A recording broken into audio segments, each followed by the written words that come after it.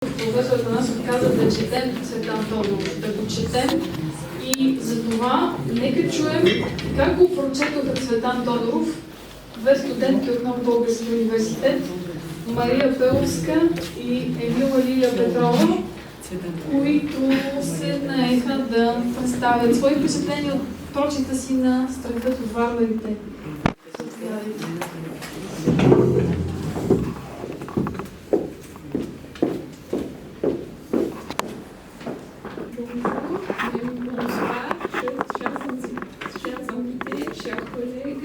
Et nous, Madame Léa Todorov, on est très fiers d'être venus là.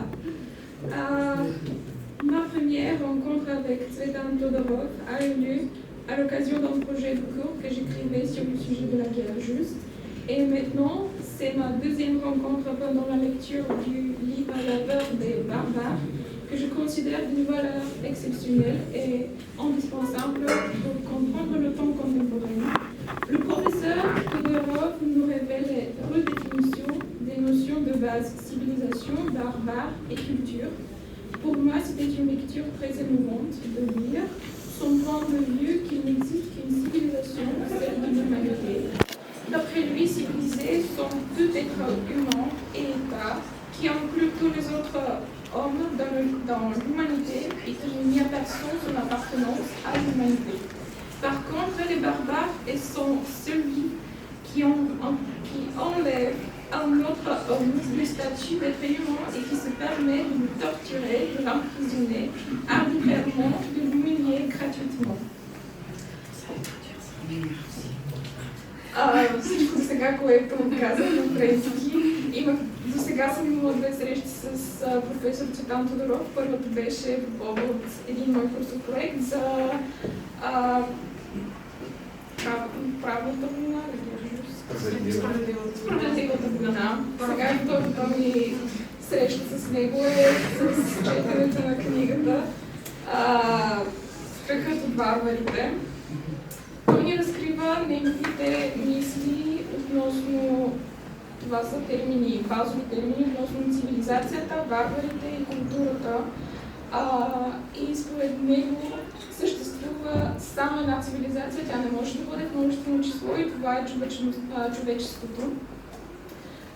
Според него всички държави са цивилизовани само когато успеят да включат хората в човечеството и не отказват на никой принадлежността към човечеството, а варварите са тези, които си позволяват да извършват насилие върху хората. Et maintenant, je vais donner la parole à Maria. Merci beaucoup.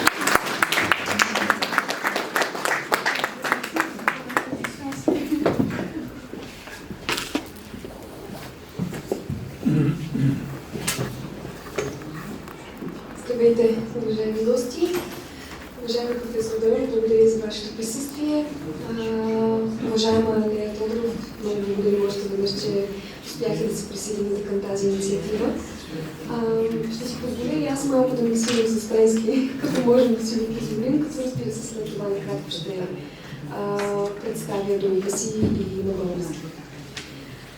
Ma collègue Emilia a fait une grande découverte de notre vision étudiante, non seulement sur la vie créative et la personnalité de Tsvetan Todorov, mais aussi sur l'idée que le nouvelle salle de notre chère université devrait porter son nom.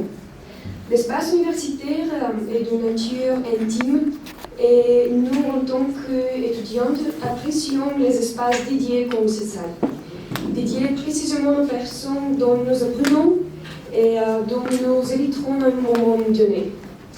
Et j'ai choisi deux courts extraits du livre de Tsvetan Todorov, La peur des barbares, qui sont pour moi purement symboliques et esthétiques, à laquelle adhère le contenu du livre. J'aimerais les lire en bulgare.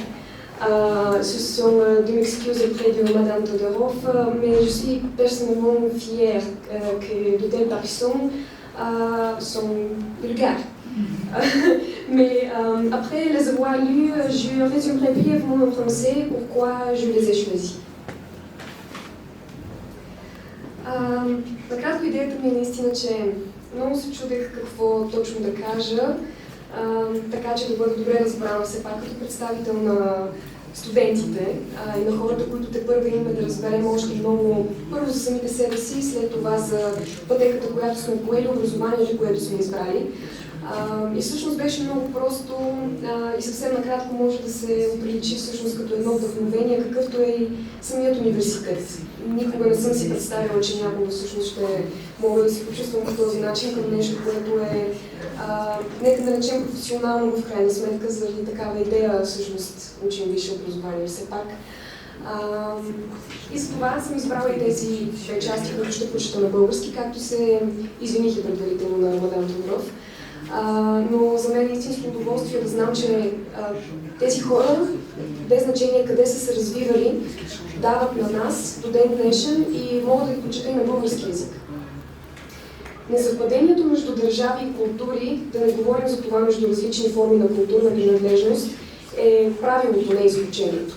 Когато едно малцинство е потиснато или дискриминирано, възникват две теоретични възможности. Да се възстановят неговите права в рамките на предишната държава или да се създаде нова държава, в която безспорното малцинство ще бъде мнозинство. Този втори път понякога видимо се налага, алжирското малцинство в рамките на Френската империя трябваше да постигне своята независимост. При редица други обстоятелства обаче първият път е за предпочитане. Вярно е, че той не се отличава с простотата на една друга възможна мярка – самолети да пускат бомби върху противника.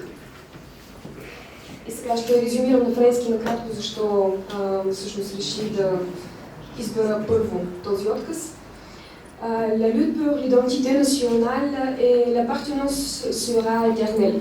Цветан Тодоров réfléchit précisément sur cette question. J'insiste sur le mot raisonner, car il n'y a souvent pas de réponse unique à de telles questions.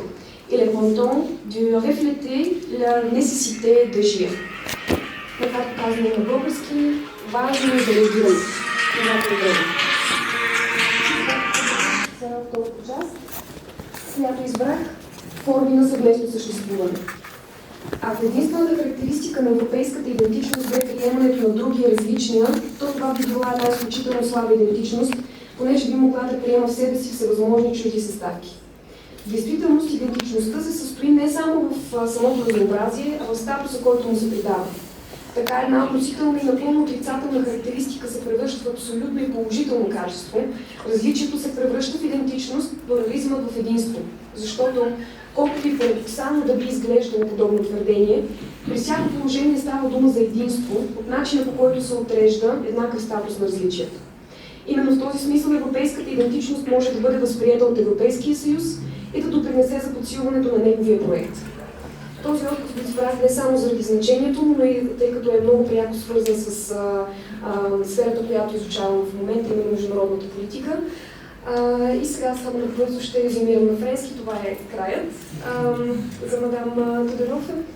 Je me pose souvent la question de l'identité dans le contexte à la fois du concept du patriotisme et du citoyenneté.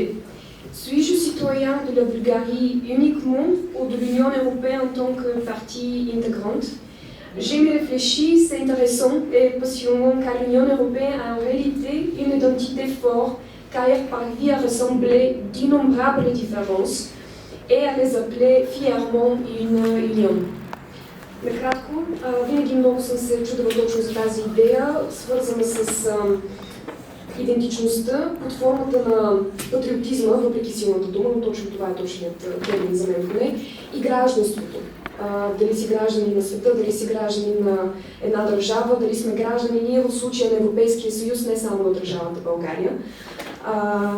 И за това винаги съм обичала да разсъждавам по този въпрос, затова ми хареса, че се запознах с тази книга, която ми даде един огромен спектър, който беше не просто разширен, беше изключително пъстър и ме наведе много по-надълбоко в пътеките, които изучавам, които всъщност вече обичам като свои.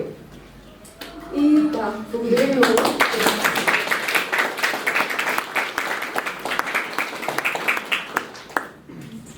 Скъпи гости и уважаеми колеги, нашето събитие